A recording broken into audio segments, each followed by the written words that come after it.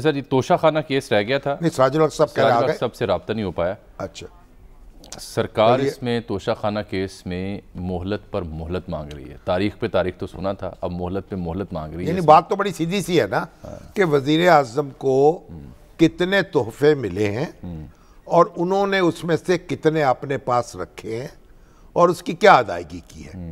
इतनी सी बात है, इतनी सी बात है। दरख्वास्त गुजार है इस्लामाबाद के सहाफी राना इब्रार। सिमटे तो दिले आशिक, अच्छा, फैले तो जमाना है। ये तो प्राइम मिनिस्टर साहब तो ये उन्होंने नाटका बंद कर रखा था अपने पेशरों का। और उस वक्त तो उन पे बड़े बरसते थे, गरजते भी थे। और अब ये तो मामूली बात है, तवज्जो करें। मैंने तो इस गुमान का इजहार किया था कि हो सकता है उनके इल्म में ही ना हो, लेकिन अब बार बार जब सरकार तारीख पे तारीख मांग रही है इतने तो अब मेरा गुमान थोड़ा सा शेप हो रहा है। इतने लाइल्म तो नहीं हो सकते ना। वो तो हर चौकस हैं, पल पल की खबर उनको होती है, रद्द अमल आता है। अब देखिए जिस तरह से उन्होंने सियालकोट के साने पर वो मलक अदनान को अप्रिशिएट किया है, अब एक फौरी तौर पर उन्होंने इकदाम किया है, तो मैं नहीं समझता को बेखबर है और उनको इस तरफ तवज्जो करनी चाहिए। मामूली सी बात है, बता दें, क्या छुपाना हमसे, हम कोई गैर थोड़ी हैं, अपने ही हैं, अपने हैं, आप उनसे क्या छुपाना। वैसे भी राना इब्रार साहब तो है भी इस्लामाबाद से, जिन्होंने दरख्वास्त दी है, वो अखबार नवीस भाई हैं हमारे। राना साहब अस्सलाम वालेकुम। जी अस्सलाम सर। अच्छा। तो राना साहब ये बताइए कि अभी तक आप कामयाब नहीं हुए तोहफों की तफसील मालूम करने में। शामी साहब, पहले सबसे पहले तो मैं आपका शुक्रिया अदा करता हूं। मैं आपके शागिर्द समझे, बल्कि आप जैसे लोगों को, सीनियर्स को पढ़ पढ़ कर सहाफत सीखी है। तो जो कुछ पढ़ा है उस पर अमल करने की कोशिश करते हैं। मुझे 1 साल से ज़्यादा अरसा हो गया है, मैं right of access to information act 2017 के तहत एक इंफॉर्मेशन मांग रहा हूं गवर्नमेंट ने, और इस कानून के मुताबिक गवर्नमेंट के डिपार्टमेंट 10 दिन में इंफॉर्मेशन देने के पाबंद हैं। शामी साहब, आपका बहुत शुक्रिया, मेरा मौक़िफ़ टीवी पर लोगों के सामने आने का आपने मौका फराहम किया। मैं सवालात लेकर आया हूँ आपके सामने, लोगों के सामने कि आखिर कहां पर जाएं हम। अदालत के दरवाजे हमारे लिए बंद हो गए हैं। कमीशन ने आपके हक में फैसला दे दिया, लिए बंद हो गए हैं। कमीशन ने फैसला दे दिया, मेरे हक में फैसला दिया था 17 जनवरी को। ठीक, 17 जनवरी 2021 को मेरे हक में फैसला दिया था। आज तक उस फैसले पर अमल नहीं हो सका। मैं आज थोड़ा सा बैकग्राउंड बताना चाहता हूं आज की जो हियरिंग हुई है इस केस के हवाले से। बताएं। हाँ जी, बताएं सर। गुजारिश ये है कि 11 अक्टूबर को हमारी पेशी थी इस्लामाबाद हाई कोर्ट में। जस्टिस मियां गुल हसन औरंगजेब साहब हैं उनके पास। आप जानते हैं कि वो पाकिस्तान की एक मुअज़्ज़िज़ फैमिली से ताल्लुक़ रखते हैं। हाँ जी, रॉयल फैमिली ऑफ सवात से। सवात की। अच्छा, उन्होंने 11 अक्टूबर को एक रिमार्क्स दिए थे कि ये तोहफे सारे वापस ले लेने चाहिए जिन्होंने भी आज तक अपने पास रिटेन किए हैं, और एक म्यूजियम बनाकर नेशनल म्यूजियम में रखने चाहिए। लेकिन हुआ ये है कि 21 अक्टूबर को government of Khyber Pakhtunkhwa archaeology department ने एक नोटिफिकेशन जारी किया और डिप्टी कमिश्नर सवात को डायरेक्टिव दिया कि सेक्शन 4 लगाकर उनका जज साहब का घर एक्वायर कर लिया जाए, म्यूजियम बनाया जाए वहां पर। क्योंकि आपने कहा था कि म्यूजियम में आप तो ताइफ वापस लेकर रखें। तो आप बताएं वो जो घर है, जज साहब को सीधा थ्रेट नहीं किया गया है। ये जज साहब जो हैं वो वाली सवात जो है उनके पोते हैं ना, और वाली सवात का जो महल है उनके पोते उसको उन्होंने कहा कि म्यूजियम बना दिया जाए, जज साहब से ले लिया जाए। इसको उसका नोटिफिकेशन जारी कर दिया था सर। अच्छा, ठीक, तो आपका म्यूजियम तो नहीं बन सका। नहीं, असल आप नोटिफिकेशन वापस हुआ। चले, कल वापस हो गया ना। अब आप बताएं कि अब वो नोटिफिकेशन वापस हो गया। जी, क्या वापस हो गया? अब आपकी इस्तदा है क्या? वापस हुआ है। और आप क्या रहे हैं अदालत से? हम अदालत से सिर्फ यही गुजारिश कर रहे हैं कि गवर्नमेंट ने जो कि क्लासिफाइड डिक्लेयर किया है तोशाखाना की इंफॉर्मेशन को, ये एक सहारा लिया है साबिक वजीर आजम नवाज शरीफ साहब के एक खत है 2015 का, जून 2015 का, उनके स्पेशल सेक्रेटरी फवाद हसन फवाद के दस्तखतों से है।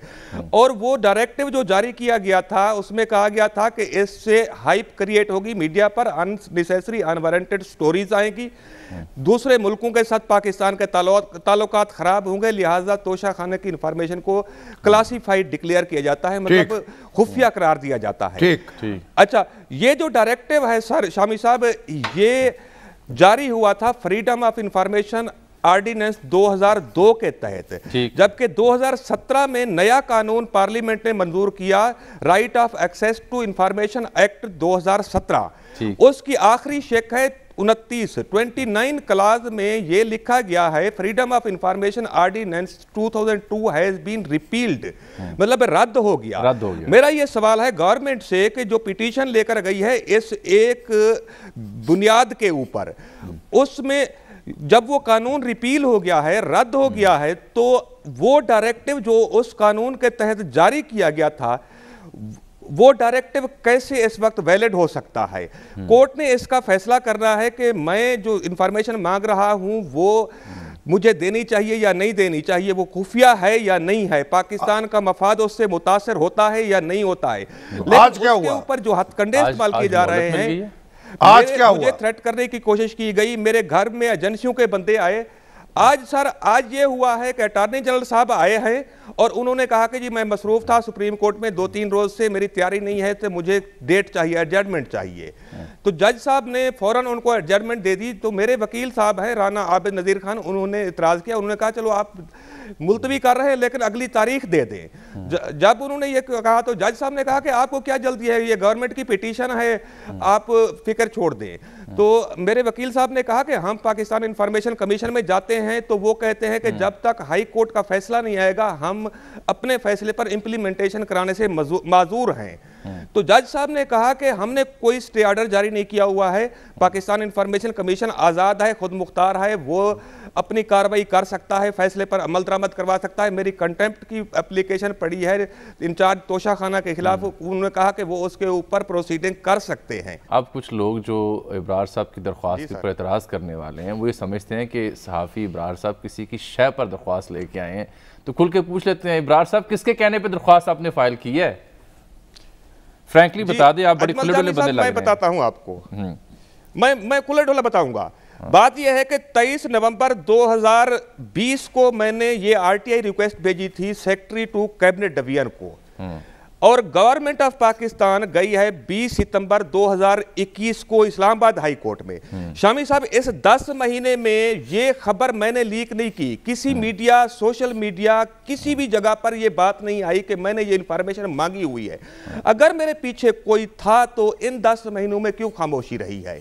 वो तो यकीनन इस बात को प्रोपेगेट करते और मीडिया इशू बनाने की कोशिश करते। मैंने इसको लीक नहीं किया है, बल्कि गवर्नमेंट ऑफ पाकिस्तान जिस दिन हाई कोर्ट में पिटीशन लेकर गई है इंफॉर्मेशन कमीशन के फैसले के खिलाफ, तो उस दिन ये बात मीडिया पर आई है, मीडिया की खबर बनी है, और सियासी जमातों के बयानात उसके बाद आए हैं जब मीडिया पर खबर चल गई इस्लामाबाद हाई कोर्ट में पिटीशन दायर करने की वजह से। लिहाजा मैं इसका जिम्मेदार नहीं हूं। अगर मेरे पीछे कोई होता तो वो 10 महीने खामोश नहीं रहते, वो 10 महीने इंतजार ना करते। मगर बात ये है, इस्लामाबाद का हर साफी, आप बात सुने ना, साफी जानते हैं मुझे, आप कोई पीछे आपके हो या ना हो, जो आपने मुतालबा किया है वो कानूनी है, जायज है, कोई आप जायज है, कोई आपने कोई खुफिया कोई एटमी राज नहीं मांगा पाकिस्तान का, या कोई दिफाई सीक्रेट नहीं आपने वाशगाफ करने की बात की, तो आपकी बात जो है बिल्कुल दुरुस्त है। हुकूमत को चाहिए कि वो लोगों को इत्तला फराम कर दे, और आपके जरिए से, तो ये इसमें छुपा के रखने की क्या बात है? सर, इससे कौमी मुफाद जो है, जो नेशनल इंटरेस्ट है, शामी साहब मुझे ये बताएं कि मैं जाऊं कहां पे आंच नहीं आएगी। अब आप अपनी कोशिश है कि आप जाएं इंफॉर्मेशन कमीशन में, आप अपनी कोशिश जारी रखें। अच्छा इब्रार साहब, मेरा वक्त खत्म हो रहा है, कंप्लीट कीजिएगा बात जी। मेरी आधा सिर्फ 30 सेकंड सर। जज साहब ने कहा है कि आप इंफॉर्मेशन कमीशन में जाएं, लेकिन हुकूमत ने क्या किया है कि पीटीआई का एक वर्कर है उसके जरिए एक rate petition Islamabad high court में दायर करवाई है और उसमें पाकिस्तान इंफॉर्मेशन कमीशन के तीनों कमिश्नर्स की अपॉइंटमेंट को चैलेंज किया गया है। और वो थ्रेट में आए हुए हैं, वो कहते हैं, पर्सनल गुफ्तगू में कहते हैं कि हम आपके केस का कुछ भी नहीं कर सकते हैं। मैंने 3 दरखास्तें दी हैं, कंटेम्प्ट ऑफ कोर्ट की जो मेरी दरखास्त है उस पर प्रोसीडिंग करें, शोकाज नोटिस जारी करें, उसकी हियरिंग करें। वो कहते हैं कि हम ये नहीं कर सकते जब तक हाई कोर्ट का फैसला नहीं आता। मैंने कहा ये बात मुझे लिख कर दे, तो कमिश्नर साहब वो लेख कर नहीं देते मुझे। अब बताएं कि हाई कोर्ट में इंतजार करें, जज्बाती ना हो। आपने अपनी इस्तदा, अपनी दरख्वास्त, अपना नजर आपने बयान किया है। आज की सब्र तलब और तमन्ना बेताब, सब्र तो कुछ करना ही पड़ेगा। उम्मीद है कौमी जो मफाद है उस पे आंच नहीं आएगी अगर मालूमात दे दी जाए तो। बिल्कुल।